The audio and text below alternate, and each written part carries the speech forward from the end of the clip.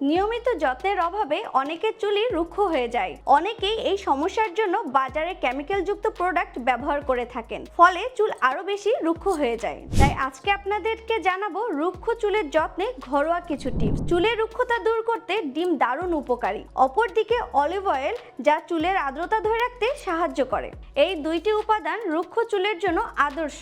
2 table চামচ olive oil তেল, একটি কাঁচা ডিম একসঙ্গে মিশিয়ে একটি পেস্ট তৈরি করুন। এবার এটি সম্পূর্ণ চুল সহ স্ক্যাল্পে ভালো করে লাগিয়ে 40 থেকে 45 মিনিট অপেক্ষা করুন। তারপর শ্যাম্পু দিয়ে ভালো করে ওয়াশ করে ফেলুন। অ্যাভোকাডোতে রয়েছে ভিটামিন বি ও ই এর মতো প্রয়োজনীয় উপাদান, যা চুলের স্বাস্থ্যের জন্য খুব উপকারী। একটি পাকা অ্যাভোকাডো থেকে বীজ বের করে 1 কাপ দইয়ের সঙ্গে মিশিয়ে একটি মিশ্রণ তৈরি করুন এবং সেই মিশ্রণটি আপনার সম্পূর্ণ চুলে লাগিয়ে 40 থেকে 45 মিনিট রেখে শ্যাম্পু দিয়ে ওয়াশ করে ফেলুন।